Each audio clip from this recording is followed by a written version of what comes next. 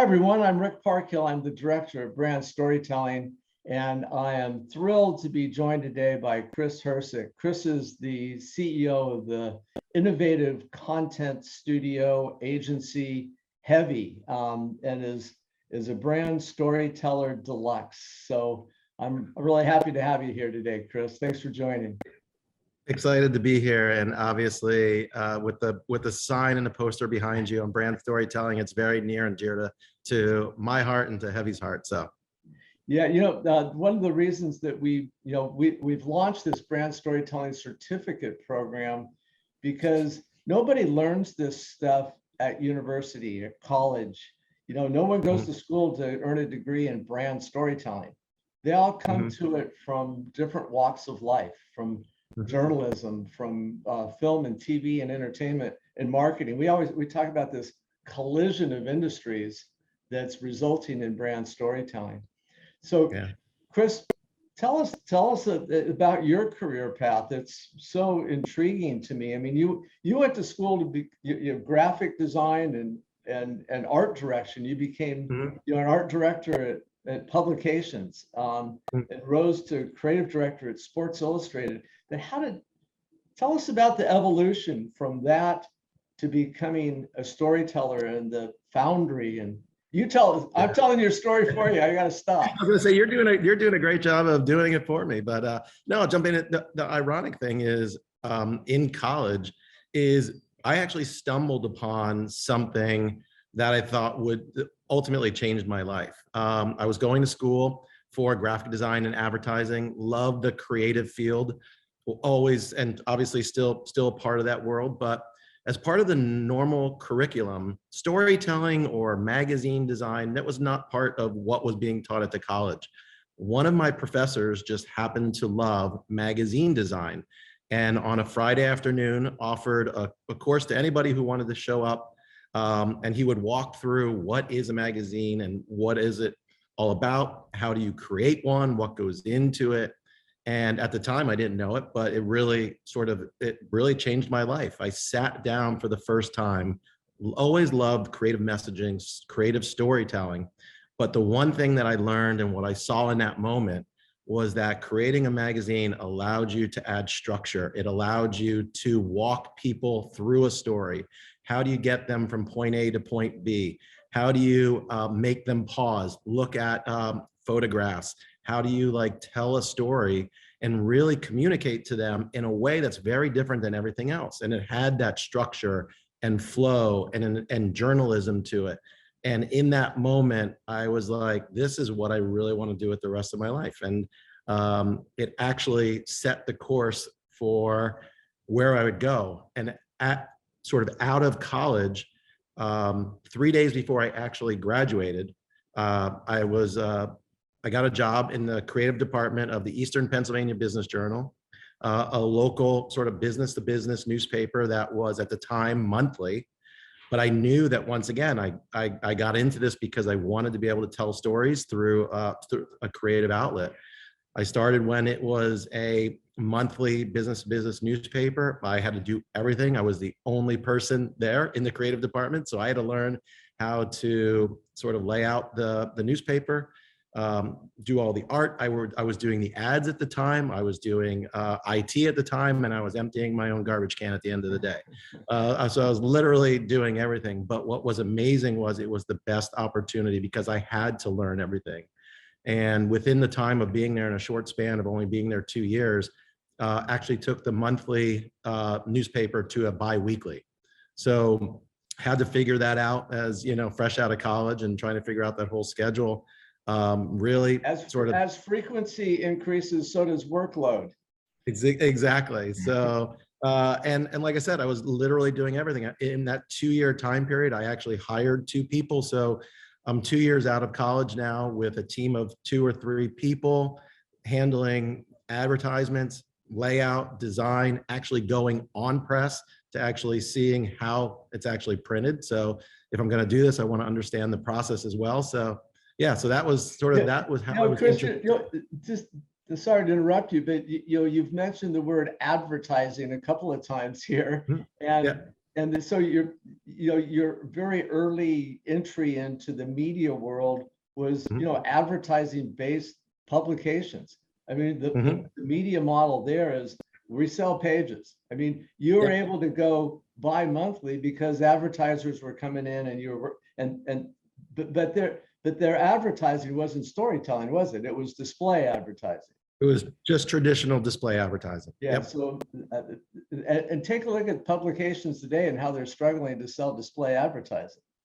The world is changing, isn't it? Rapidly. Yeah. So I'm sorry to interrupt, but take us through the rest of this evolution that brought you to storytelling for brands. Yeah. So out of the Eastern Pennsylvania Business Journal, I went to a local publishing company called Rodale. So it was the local publisher. It was the next evolution of what my career was going to be. And Rodale owned a lot of sort of healthy living, healthy lifestyle publications, active lifestyle. And I left the Business Journal and became an art director at Backpacker magazine. Started as, working on everything across the board. And over the course of the next 4 or 5 years, rose to be the creative director of Backpacker magazine within the Rodale franchise. What was interesting is that even though I was working at a single brand again, I started to think bigger than just a single brand that I worked on. So I worked with the Rodale family and the Rodale corporate team to actually work on projects with Men's Health. Did help to do the original prototype for Women's Health magazine. Worked across brands. So there was always something I recognized early on. There was the power in working across brand. And so it was always an opportunity that I saw to grow beyond the sort of that single destination where I was working. Right. So then at Backpacker is when I then sort of looked into New York. I wanted to move into national publications as opposed to smaller sort of bespoke regional publications. So I interviewed at Men's Journal. I interviewed at Sports Illustrated. I was lucky enough to be offered both of those jobs within what seemed like minutes from the interview. It was a right time, right place, right fit kind of opportunity. And try choosing between two of your favorites. You'd usually go into it going, okay, I may get one of these, but now you're offered sort of both. But I had to go with sort of the legend and the iconic brand, and so I chose to work at Sports Illustrated. Steve Hoffman, who was a creative director at the time, brought me in.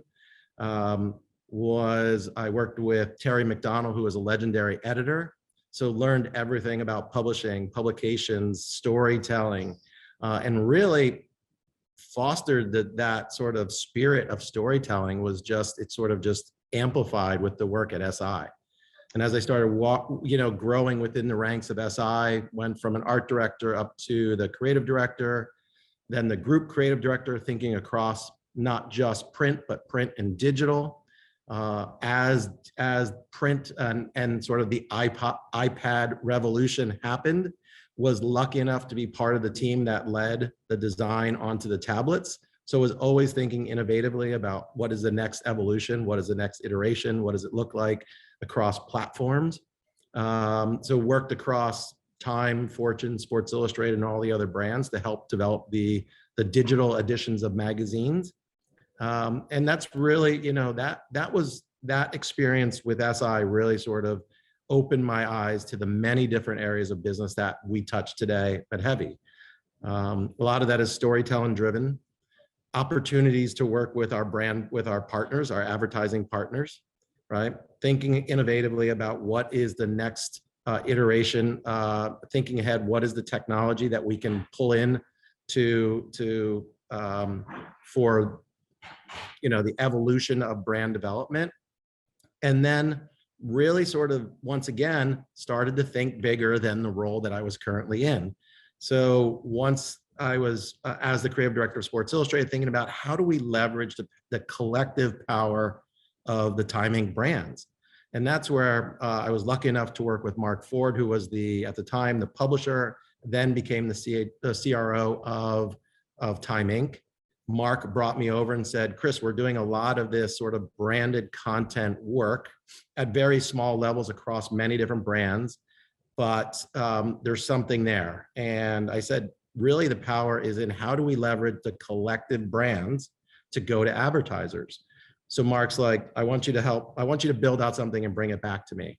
And that's where the idea for the Foundry came back. There was the collective power of 42 brands going to with massive scale and distribution, with really creative ideas, storytelling opportunities, marketing opportunities, sort of full 360 ideas, and being able to take that back to our clients to be able to compete with some of our competitors. But that's where what led to the Foundry, which ultimately, before I left, was 150 content creators, doing work across 42 different brands. So Time Inc. has I mean, they had a legacy of sort of custom content as well as working with their advertisers, not just in display advertising, but did a lot of custom content work, right? Yep. And yeah. So that kind of laid the foundation for going even deeper with the Foundry, that we know that these advertisers want us to partner up with them to create content that's beyond advertorial, Yep. that old word. Yeah. Well, brands really realized that they had an opportunity to tell their own story. They just needed people to help them do that, right? So they were thinking of taking non-traditional ways to sort of help communicate their value. It was less about the products and the the specifics of each of the product that they were selling, and what was a way that we can add value to people's lives, and how do we do that, and how do we connect with those consumers. Then what was interesting, and what the Foundry was able to capitalize on, these brands that were developed within the ecosystem had such loyal and passionate followers, right? So they really looked for authentic stories, authentic storytelling. And if you could connect to the consumer that way, and if we could bring brands into that discussion, it was a win-win for both for our clients, but also the audience as well, right? Because we're serving them things that ultimately add value to their lives. So what a project of building the Foundry of, where did you bring people in from? Or, I mean, did you have all different sort of skill sets that you had to develop to from production to writers to art directors? It was all of the above. So the first part was looking for, like I said, across all the different brands, there were many different small groups producing branded content. So the first thing was getting all of those groups together. You can imagine how much of a challenge that was, but believing in a vision of like a bigger opportunity that yes, we could all stay at our individual brands and work on smaller projects, or we could all come together. We could add structure to that and really start to go after these larger clients with bigger opportunities to sell, to create content. And luckily enough, a lot of people believed in that vision. The Time Inc. at the time, the Time Inc. leadership realized and recognized the potential of the revenue, but also realized that the collective power was another business unit, viable business unit for the company as a whole. It wasn't just a side project. It became a massive business unit for them. What are a couple of the projects you had a hand in at the Foundry that you look back on and are most proud of? There's a couple of them. So one of the ones that was near and dear to, and adding in a little bit of sort of the innovation and the technology part, was we launched the first ever surface to summit climb of Mount Everest in 360 video. And working with my business partners today, we created that through time, and we actually, during that process, relaunched the Life brand, Life as in VR. So being able to tell that story. So we brought these climbers together. They were already they had 4 amazing stories. One was climbing because she was a breast cancer survivor. Someone was climbing because they were an amputee. So there were multiple stories of these climbers. So we partnered with them to help tell that story. It was self-shot. They shot it as they climbed. We were we sort of created an experience to actually allow the viewer to be there alongside of this journey. And this came from the relationship with SI and our partners there as well. But really we're able to create a new experience, a new content experience, and a new opportunity for advertisers to be a part of that. So Coors came on board as part of that. We actually did something innovative with them. We put the cover flap on the cover of the magazine, which was AR driven. And when you AR enabled the cover, it actually launched the 360 video. So we used a lot of technology to power an amazing storytelling experience, which ultimately in the end won us an Emmy for the work on that, sort of bringing together the collective power of technology and storytelling. So, but also with, the purpose of a really good story. It wouldn't have been the same if the climbers themselves, their stories just weren't so powerful as well. Right. Well, that's Yeah. terrific work. Well, let's fast forward a little bit here then. As after creating the foundry for Time Inc., you end up launching a new agency, HEVY, within the INVNT Group. How did this connection occur? What prompted you to go off and do this? So when Time Inc. and Meredith acquired Time Inc., a lot of the brands that we had done a lot of work with, the iconic legendary brands, Sports Illustrated, Time, Fortune, they were all being, sort of sold off. So at that point, a lot of the work that I love to do from a storytelling perspective, I thought it was time to just move on. So we got through the transition period, and then I left to sort of do my own thing. At the time when I was at Time Inc., I had met Scott Cullether. Scott is the CEO of INVNT at the time. They were acquired by Time Inc. They were the in-house event and experiential agency for Time Inc. at the time.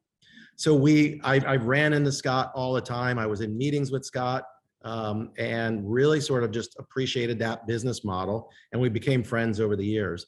So fast forward to when I left, I had a notion of I wanted to create a new type of agency, which we'll talk a little bit about, and was looking for a partner to do that and who believed in what we were doing. So, and I remembered I had talked to Scott a long time ago, and I started to think as events and experiential events became more digital and they became what was the way that we could help sort of increase the size of all these experiential events, right? How do we drive people to attend them? How do we create content at them? And how do we keep that momentum going after they leave? So I was like, you know what? I should call Scott because I think it would be a great pairing of a content agency and an experiential company. So I called Scott, and I talked to him for a few minutes, and Scott goes, "You're not going to believe this, but the board just got together last week. And we said, you know what? We need a content agency." And it was just sort of that moment, where we both sort of realized that this is the moment. And honestly, from that conversation 3 months later, we had formed and laid out the plan for what HEVY was going to become. So is the genesis of that about creating storytelling around live events? Because INVNT is a live event storyteller, is what they call themselves. Is that you can extend and illuminate those live events, so it doesn't just happen for a couple days. It has shelf life in different forms. Exactly. And INVNT's the tagline is the Global Brand Storytelling Project. Yeah. So you could see that our purpose was so similar. I will say we didn't go into it thinking that we would just be a content agency for INVNT. We realized that we could have our own business as a branded content agency, but then we could also help to supplement the INVNT business as well. So it was twofold in the sense that we went into it very smart with a smart business plan to do our own P&L and our own business, but also be able to tap into the clients and the work that Scott and the INVNT team has already built off of. So what were some of the first projects that you were engaged with at HEVY? That were they INVNT experiences that you expanded on? In the beginning, it was a mixture of both. We had some of our own clients in the very beginning, and we had one client that was introduced from INVNT, and it was a company called SHRM, the Society of Human Resource Management. And they came to INVNT because INVNT produces their annual event for SHRM every year. At the time, SHRM they were producing an activation in the Oculus called Convos and Coffee. They had done this beautiful setup in the middle of the Oculus with 500,000 people walking through that space every day. What happened was, at the time, they didn't realize that all 72 screens that are in the Oculus, including the one 200-foot wall, sort of came with the activation space that they had planned for. So INVNT and Scott and Christina introduced us to the SHRM team, and they said, would you be able to create a campaign that would live on these 72 screens? Because we have this activation going. We don't have creative for it. Oh, and by the way, we only have 40 days between the time that this meeting happened. And what do you think our answer was? Of course we would. So, yeah, no problem. No problem. We'll figure it out. And within 40 days, we did a shoot with over 10 different people. We created 600 different assets, because you can imagine all the different size ratios, and including the 72 screens and the 200-foot wall. We came up and conceived of like what the messaging was. What did it look like? How do we stop people? How do we get people's attention as you're walking through a very busy hall, all the common ways, and really sort of came up with a whole campaign, shot it, edited it, cut it into various different sizes, the 600 different assets, delivered that to our partners at Westfield at Brookfield, and then really launched the event within 40 days.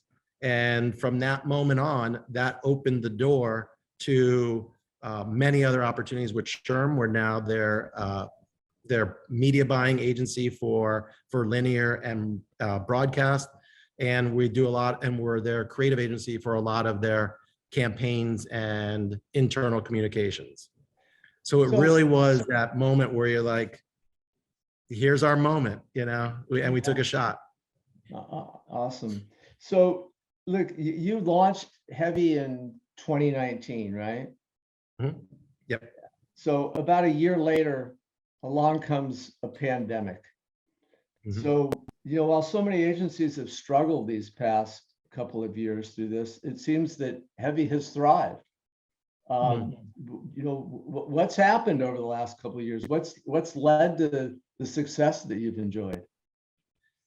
Well, I think we built relationships with our partners that we built this level of trust with them.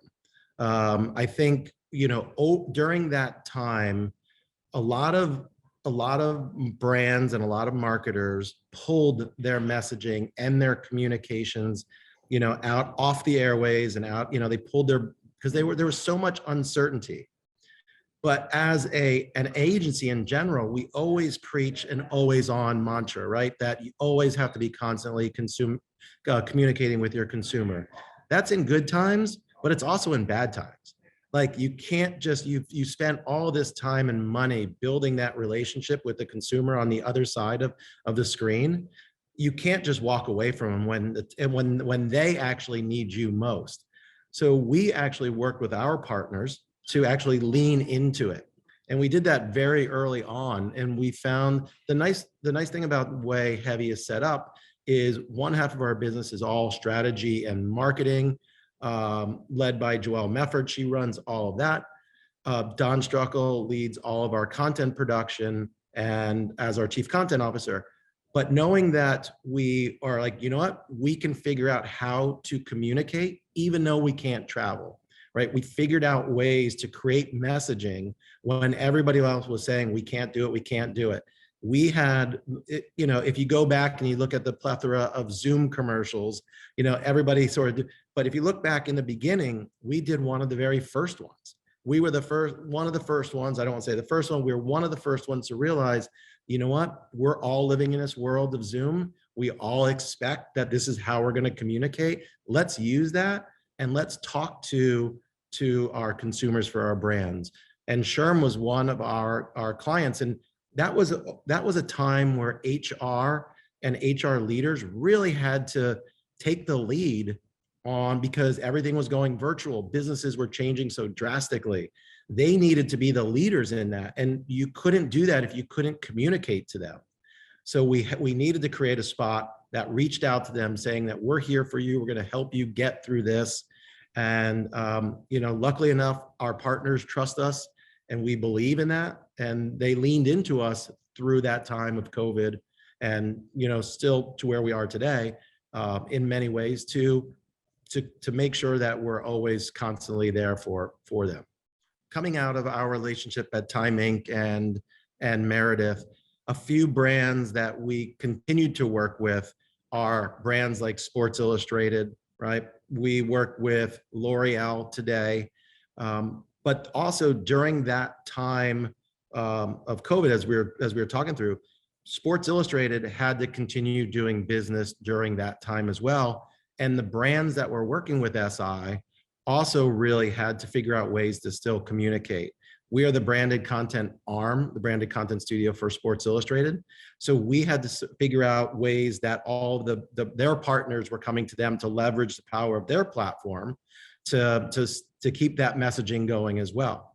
And during that time, we created a lot of short form assets from existing assets, right? From existing footage if we could not shoot. We created, obviously through remote capture and remote technology, we were still able to shoot by sending kits to people and having them self-shoot some content, which we would then edit and we would direct remotely. So we really leaned into technology to help get through and still do what we need to do. We just had to do it in a different way.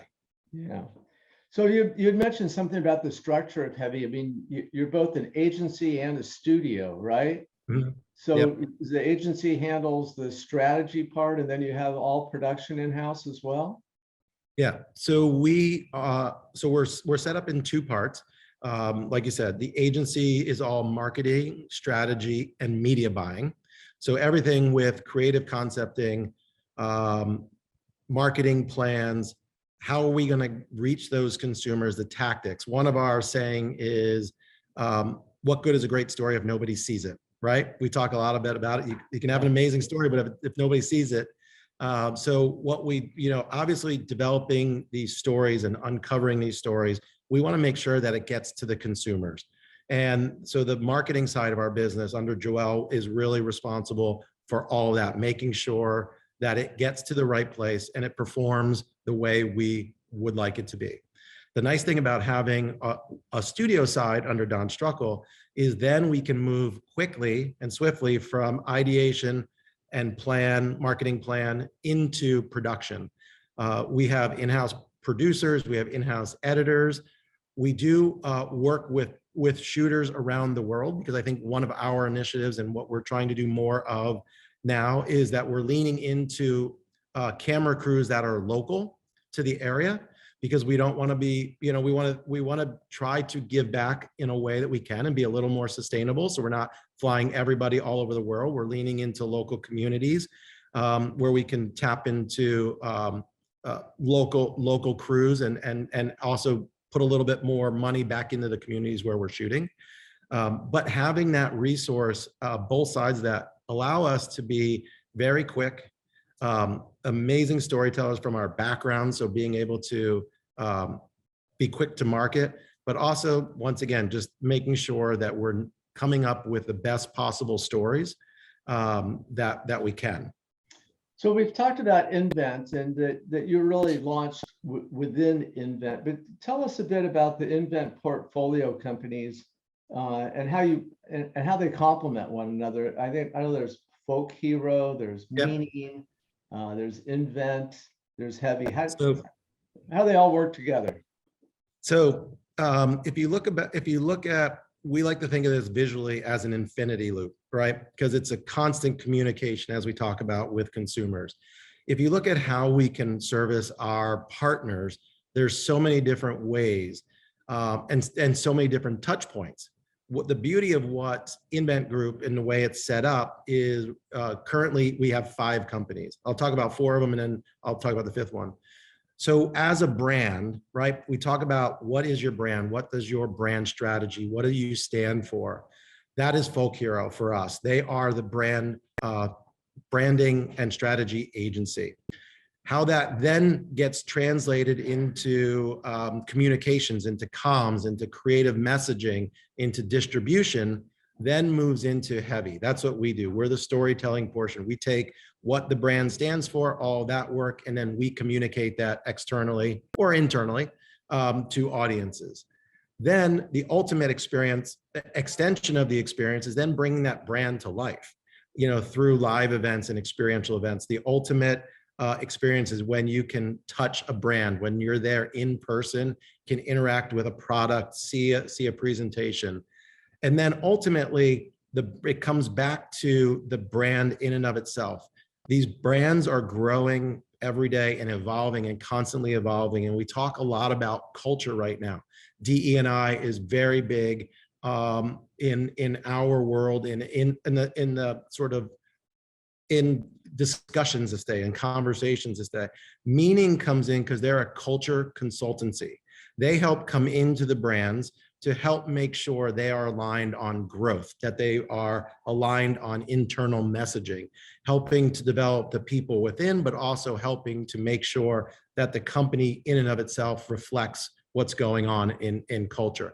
So as we service our partners, you can see how at every sort of touch point, there's an opportunity for INVNT Group to help with the brand, with our partners. The nice thing is we can partner in many different ways. We can transact on a single level, or we can transact with multiple brands. We all sit together here at INVNT Group, so we're all aligned on the business. There's no like competitiveness between agencies. It's all part of the same family. And then we just recently acquired and launched INVNT Higher Ed.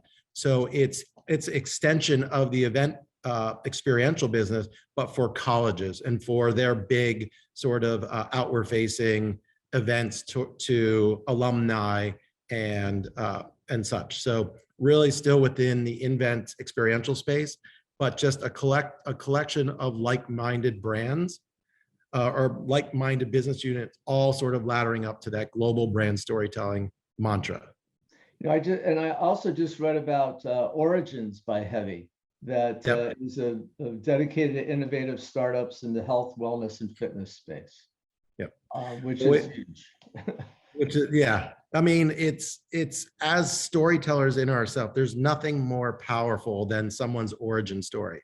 Whether you're a startup or whether you're a 20-year-old business, or even as a person, your origin story, what we're talking about today, is really powerful. So we're working with primarily brands or relatively new brands within the health, wellness, and tech space. Bill Stump joined our group and is leading that area of our business. Bill has many years in the health, wellness, and tech. He's led many sort of wearable and tech companies, came from Men's Health, so he's all about active lifestyle, was a publisher, and he launched about 24 different versions of Men's Health in 24 different global countries. So he has that mentality and lives, once again, it's all about authenticity. So when we realized that one of the fastest growing areas of business is the tech and wellness space, it was a natural extension of where we were going. But we didn't want to just focus on an area of business. We wanted to say, how would we do it and how would we do it differently? So Origins is all about finding that, how did this start? Why did it start? Who are we serving? What was the genesis of the idea? And then how do we help translate that into a value proposition, right? For both consumers, but also the brand themselves. We help them grow their business. We help get them into market, but we also help connect dots. We're lucky enough to work with a lot of different partners. and you can start to see the crossover between the many different partners and these brands that are just trying to get off the ground. So we see it as a business area that's just as much about storytelling, but it's also about connecting those with similar mindset. Yeah, origin stories are so interesting. When you think about even the biggest companies, their origin stories. The origin stories of Hewlett Packard, and how they started in the garage in Palo Alto, and I mean, you go on and on. But there's a rich Charles Schwab. They're creating a documentary film, a full feature-length film about Charles. I mean, it's a really interesting story to tell. Did you see doing a series perhaps of origin stories that lives on a streaming platform? It's just saying. That's a great segue. Yes, 100%. We're thinking about just that, but also as one of our growth areas for HEVY is we already obviously have a lot going on, but we also want to get into the long form unscripted space. And you can start to see that even as we generate our own IP and with some of our clients, we're working in that space. But to your point, origin stories is we're talking about how does it come to life in both video format. We talked about origin stories being conversational through podcasts. There's a lot of great information that you can learn from these origin stories. There's just so many opportunities, and we were lucky enough to launch this sort of at the right time. And we just think there's just so many opportunities there. And whether, like you said, whether it's a well-established company or a new company getting off the ground, the origin stories are always sort of the most interesting, like how someone got there. How did they get to that point? What was their nugget? Yeah. Right. Super interesting. So look, you and I share this notion that this media world is changing pretty rapidly, and that brands have got to become adept storytellers and stop interrupting what people have found and start being what they seek. Right. So what's around the corner for you? What do you guys see as what's the next 3 years look like? How does this all evolve? Is the metaverse come along? Do we start telling stories in the metaverse? What's it look like, Chris? Well, it's the answer is yes to sort of all of that. And obviously, because if you're not willing to experiment and sort of try out these new avenues and new outlets for storytelling, then we're going to be behind as a storytelling industry. So we have to lean into this. And I think we've done that when AR or actually when VR first came out, we leaned into that. We leaned to that technology. AR in ways we leaned into that and tried to figure out ways. So I think the metaverse is the newest, like, how do we capture that? I don't know how we get there. We're pitching concepts around that. We have a announcement. I unfortunately can't share it, but I will say that there will be an NFT press release coming out in the next week or two that we're working on with a massive partner, which is going to be amazing. But so as we're evolving, we want to make sure that we're using technology. We're still doing what we do best, and that is evolving into long form, because as you said, streaming platforms right now are becoming the new publishers, right? They're just looking for content. And as we consume content, the one thing that you'll notice is that there's such a need for it, not just average content, but good content. You know what I mean? Like, you got to compete. You got to compete. If you're not creating quality content, no one's going to watch it. There's so much that's getting out there. Brands they got to compete with what the streamers are pouring investment into. Yeah, and we're using sort of that day-to-day sort of being in it to think about Origins. That came. This is really what the next 3 years looks like. Origins is just launching now. The NFT space, we're jumping into that, and the storytelling around that space as well. So that's part of it. Long form unscripted television, we're getting into that space. Have the idea for 2 to 3 docks of various lengths and sizes for different partners. So we're expanding just beyond the traditional capabilities that we had. And I think that what's interesting to note here is when we first launched HEVY, Don, Joe, and myself, we sat down, we went into what is HEVY going to be? We started off that it was really going to be a branded content studio. And we evolved year over year. We sort of broadened, we started to fulfill what clients need. We never forced our vision into the industry. We took the industry's vision and sort of formed HEVY out of it. And you can start to see that as agencies are consolidating, they're bringing creatives in-house to the marketing agency and to the media buying. Like we did that 3 years ago. And we did that 7 years ago when we launched the Foundry.